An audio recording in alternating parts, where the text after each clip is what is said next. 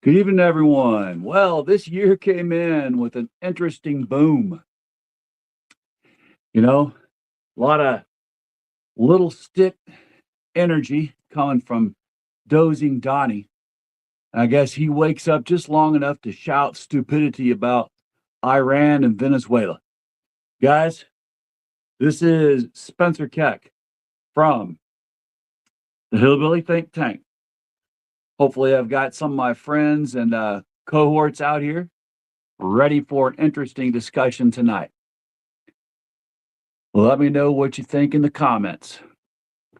So, in the meanwhile, his tariffs are still ruining our spy market, all right, and or all of our markets. And the cattlemen are watching their operations collapse, while Argentinian cattlemen are prospering thanks to Sleepy Down.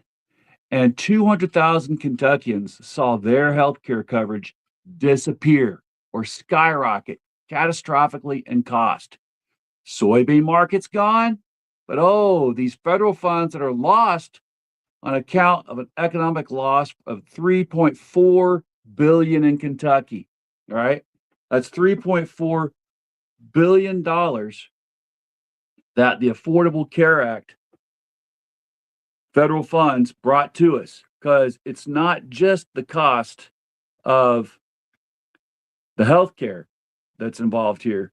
This is an economic net loss, right? Though that net loss of 3.4 billion affects small businesses, it affects mom and pop joints, it affects so many Kentuckians, right? Thousands upon thousands of Kentuckians.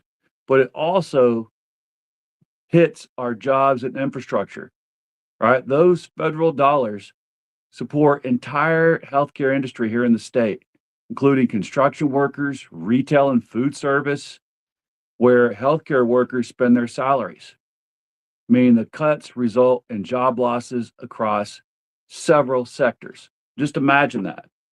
A lot of our small Kentucky towns in this state, the only things they got going when it comes to the economy is teachers in public schools and your county hospital, your small town hospital.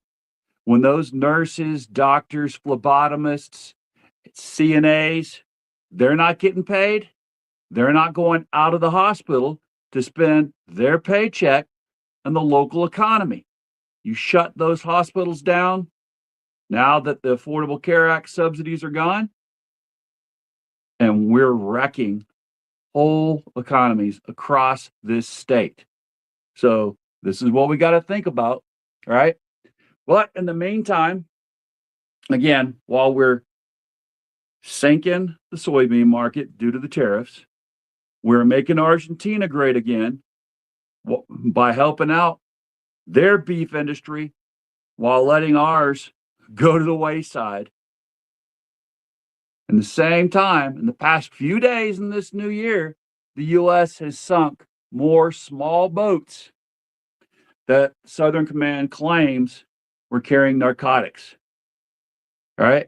This has killed at least 8 people with no evidence provided that the boats were carrying narcotics.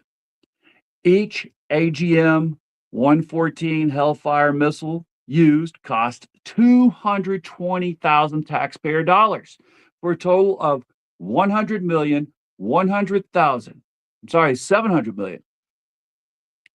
It's going to be the big toss in a bit when we talk about the overall cost. But just in the last few days, 5 strikes, right? If they only use 1 missile apiece, yeah, then we're looking at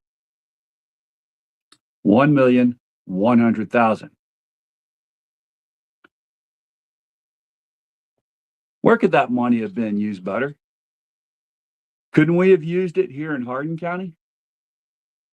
Couldn't we have seen our neighbors use that better to build more road improvements, to improve our local hospitals, our local schools? Really? Do we really need to blow more of these little boats without proof that they're really narcotics boats out of the water? We know this war that's coming, it's really about oil, right? It's really all it is. Can't convince me it's anything more, especially when we're seizing those tankers. But again, we've sunk 5 small boats, no proof that they're carrying narcotics, killed at least 8 people, and the cost is exorbitant just for these 5 strikes. We know we've done more than that since this started in 2025, right? But remember, 5 strikes are going to cost $1,100,000. At least 35 strikes has occurred against 36 small boats since this operation began last year in 2025. Many of these strikes use more than one missile. Some use 2 missiles. Some use more than 2. But even if it was just 1 missile per strike, that cost would be $700,700,000 US dollars. Think about what that could have done for all of this Affordable Care Act subsidy money that's being taken out of Kentucky. All the Kentuckians that have now lost their health care.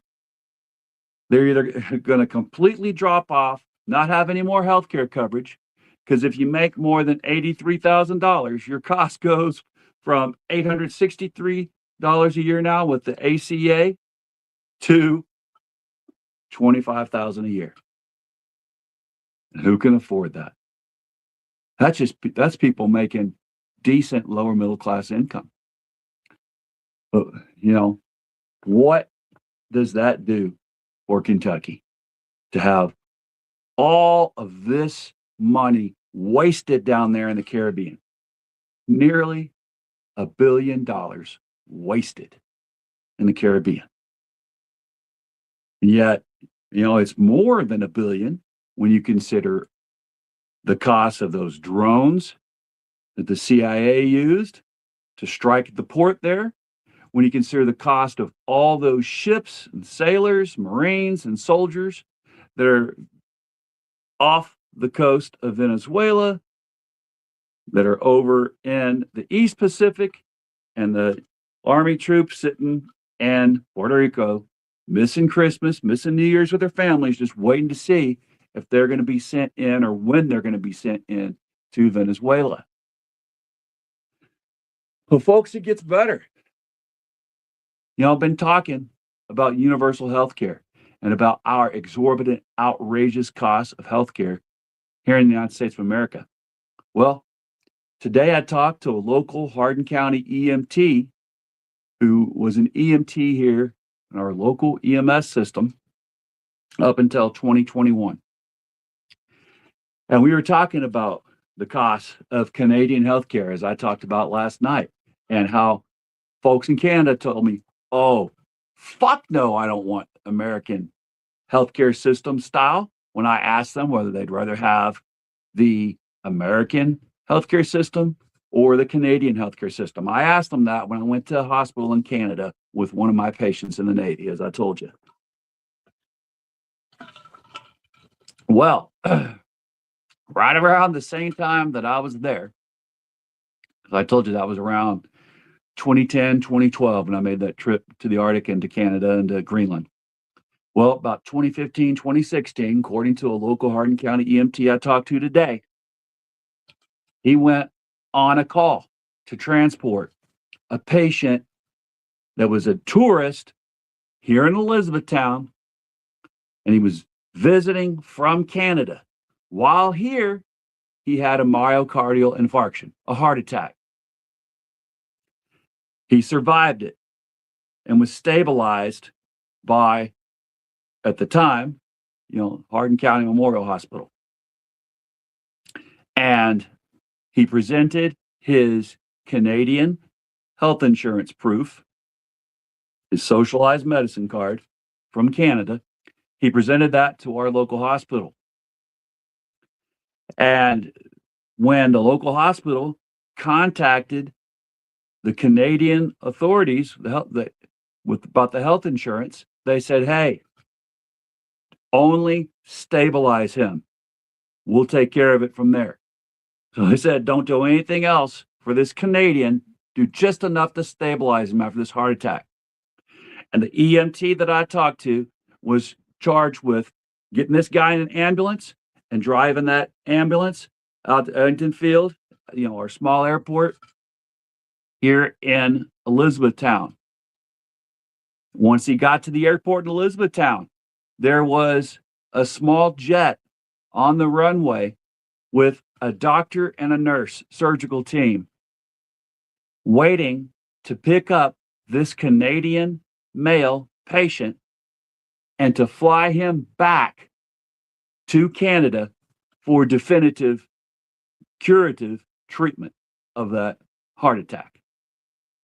And this EMT said he talked to this man's wife. She said, yeah, it was going to be far less expensive for Canada to charter that flight and take a doctor and a nurse off of surgical team in Canada, fly them down here, load up that Canadian and his wife, and fly them back to Canada for definitive treatment. It was going to cost far less than to treat him here in the US of A in Hardin County.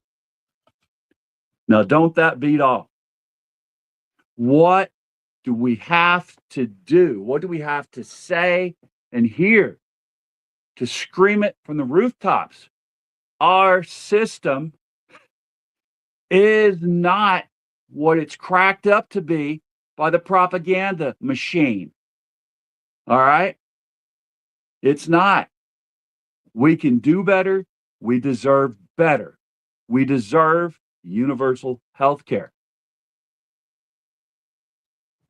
Now, all right. Hey, I do have some folks here commenting. Good evening. Nick says hi. Nick's, good to hear from you. This is at the Mythic Night. All right. Goddess Nix. So, Goddess Nix says everything is interconnected, and these folks look at things as individuals. Individual situations and issues. Don't look at how those situations and issues touch each other's situation issues. Long-term thinking. Yeah, that's the thing. We are so used to catastrophizing everything that if everything's a catastrophe, how can you think long-term, right? And all right, Nick says, yep, former LPN, so I know what you're talking about when we talk about that. Yeah, and exactly. I'm not just pulling this out of the nether regions of my backside. I'm talking about this because I spent, like I said before, a full over 20 years in the medical field in the U.S. Navy. All right? I know what I'm talking about. After I spent all that time in the U.S. Navy medicine, I went to work for the U.S. Veterans Health Administration while working the VA.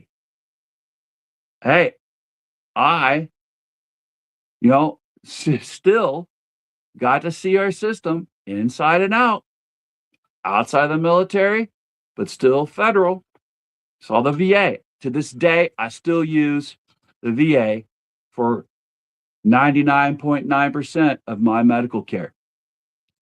So, do I like my federal care? I sure as heck do. I like not having any co-payments. Now, it took me having to get severely damaged in my body through my whole career in the military for me to be able to get 100% disability and to get that free health care. But I think every hard-working American should have the same quality care that I get.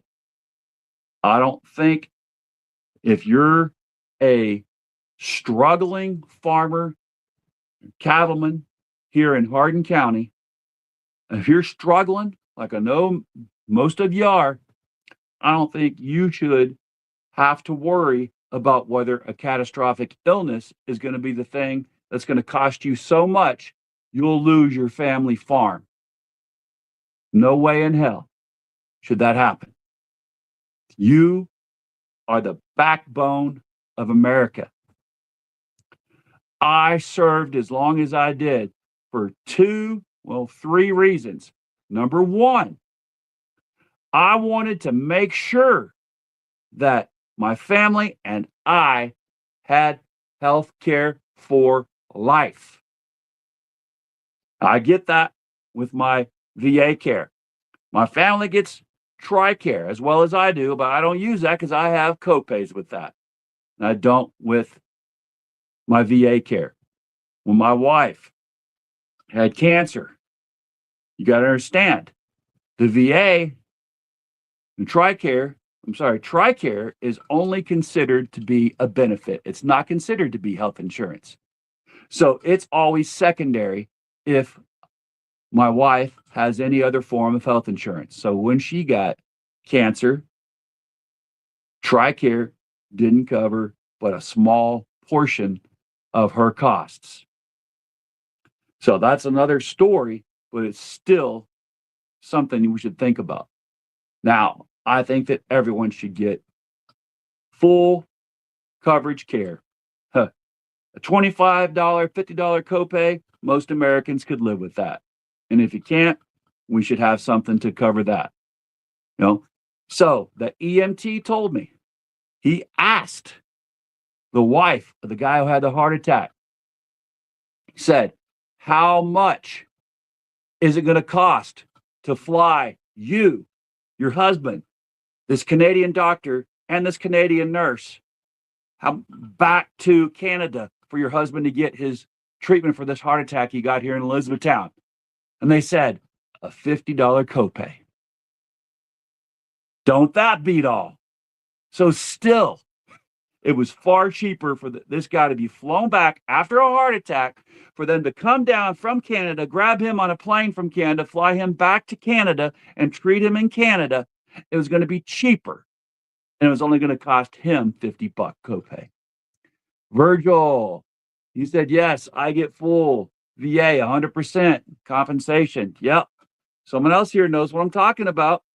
Now, like anything, are there hiccups in my VA care? Have there been? I haven't had any yet, but I've got friends who've talked about them having some.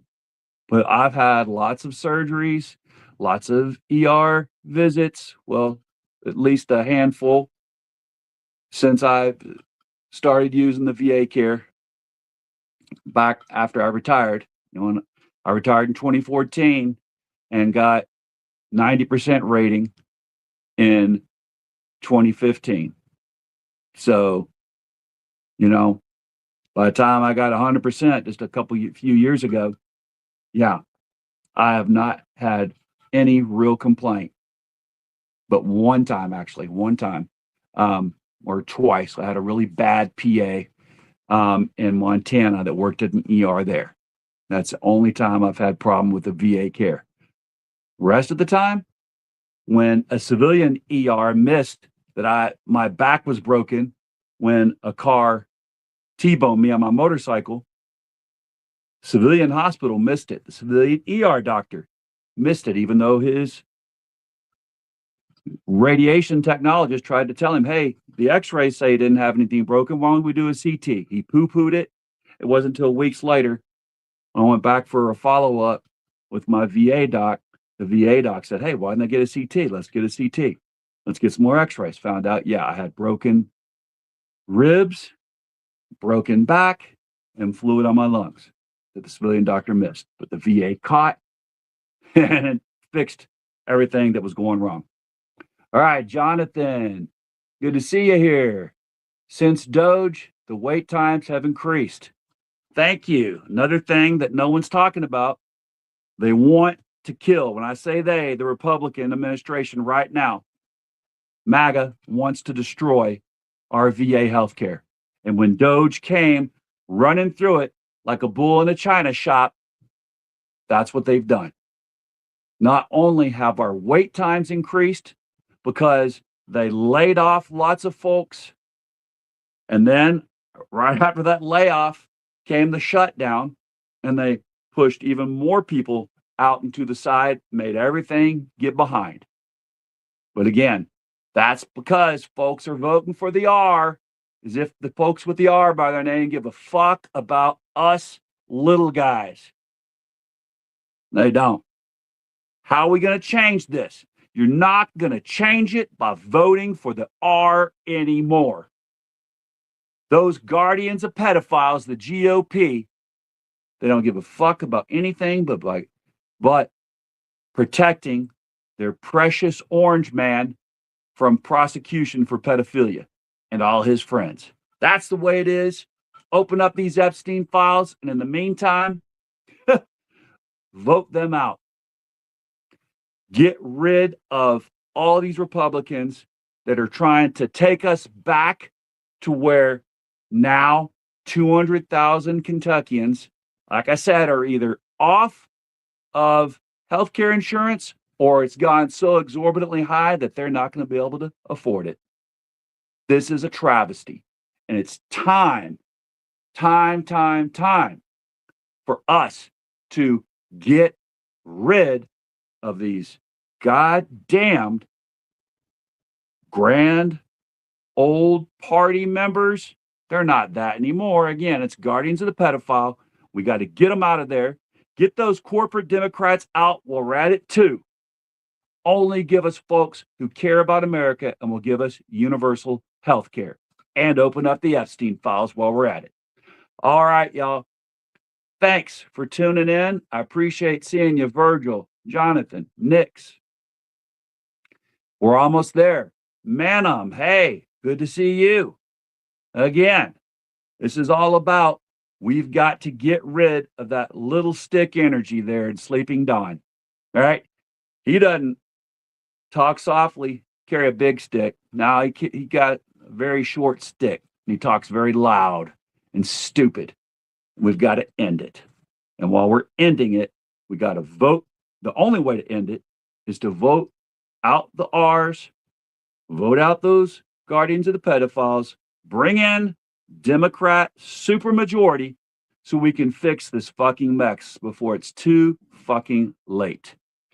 We've got to get universal health care, and we've got to bring our democracy back. Y'all, I hope you have a great night. I hope we can make this new year better. But again, remember, the cost so far of 35 strikes on 36 small boats, just those Hellfire missile costs have at least been $7,700,000. And since they double tapped and triple tapped on some of those boats, it's higher than that, probably closer to $1 billion. Throw in the cost of shooting some of them also with 50 cal and all the other costs of folks floating around there from the U.S. Navy. Yeah, we're talking money that could have been spent on our Affordable Care Act. But no, we'd rather do it playing reindeer games around the world. Oh, yeah, you peace president, my ass. All right, y'all. Love our neighbors as ourselves, because in Kentucky, united we stand, divided we fall. We can't be united if we don't love our neighbors as ourselves. If we are not our brother's keepers and our sister's keeper, then we're not united and we're not standing together. We're falling together and falling apart as we fall down. All right. God bless you, a corazon. Have a great one. Thanks for tuning in. Please remember, vote for me as Magistrate District 3 and vote for all the other folks you'll be seeing on this channel in the next few months through this year leading up to the primaries and to the election in November.